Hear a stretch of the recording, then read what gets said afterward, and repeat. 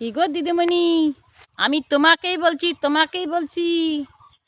তুমি যে মেয়েকে বিয়ে দিয়েছো, তো মেয়ের কিছু খোঁজ খবর নিলা না? মেয়ে কী করছে, কি করছে না, শ্বশুরবাড়িতে কীভাবে চলছে, তো একটু খোঁজ খবর নিয়ে দেখো।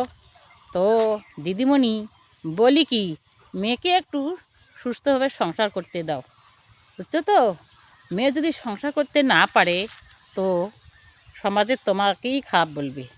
কারণ তুমি তো মা, তুমি মেয়েকে জন্ম দিয়েছো, আর মেয়েকে যদি সংসার করতে না দাও, তাহলে মেয়ে 18 বছর 20 বছর না হতেই কেন মেয়েকে বিয়ে দেওয়ার জন্য এত ব্যস্ততা হও বলো? মেয়েকে যদি বাড়িতে রাখা যাইতো, তাহলে আবার কিসের জন্য বিয়ে দিতে হয়, তাই না?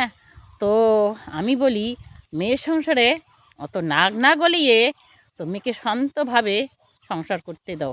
শ্বশুর শাশুড়ি এবং মেয়ের বাড়ির সদস্যরা যে কে কে আছে, যেভাবে চালিয়ে নেয় সেভাবে সংসার করতে দাও। তাতেই তোমারও ভালো হবে, মেয়েরও জীবন ধন্য হবে, তাই না? মেয়ের সংসারে অতিরিক্ত নাক গলানোটা ভালো না। কারণ সমাজে প্রায় দেখছি মেয়ের মায়েরা মেয়ের সংসারে অতিরিক্ত নাক গলাচ্ছে। কেন গো দিদি? সন্তুষ্টভাবে তোমরা কি মেয়ের খোঁজখবর নিতে পারো না? তোমরা সবাই তো আছো। তোমার মেয়ে যদি ভালো করে শ্বশুরের বাড়িতে সংসার করে, শ্বশুর শাশুড়ি কি তাকে ফেলে দিবে?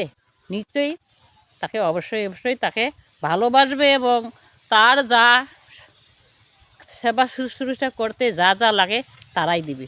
তুমি অতিরিক্ত নাক গলাতে যেও না। নাক গলালে মেয়ের সংসার অতি তাড়াতাড়ি নষ্ট হয়ে যাবে। মেয়েকে ভালো করে বুঝাও, মেয়েকে সন্তুষ্টভাবে সংসার করতে শেখাও, মানিয়ে নিতে শেখাও। মেয়ে যখনই তোমাকে নানান সংসারে ঝড়ঝামেলা তো থাকবেই, মানুষ মাত্রের সংসারে কিন্তু ঝড়ঝামেলা হয়েই থাকে।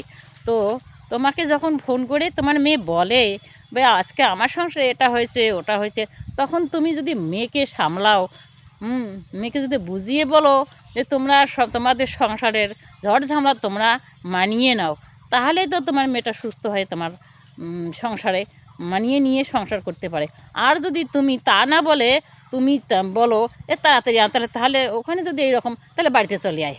তাহলে তুমি বাড়িতে কয়দিন রাখবে গো দিদি? তোমার মেয়েকে বিয়ে দিয়েছো, তো তোমার বাড়িতে কয়দিন রাখবে? 1 বছর 2 বছর পরে যখনই হবে, তখনই তো তোমার মেয়েকে তুমি নিজেই বলবে, তুই সংসার করতে পারলি না, এখন এসে আমার ঘাড়ে বসে আছিস। তো তখন তো তোমার মেয়ে তোমাকেই নিজে বলবে, তোমার জন্য তো আমি সংসার করতে পারলাম না। গতিকে তুমি অত মেয়ের সংসারে নাক না গলিয়ে মেয়েকে ভালো করে বুঝাও, মেয়ে ভালো করে সংসার করিয়ে শ্বশুর শাশুড়িকে সবাইকে গুছিয়ে নিয়ে দিন কাটাক।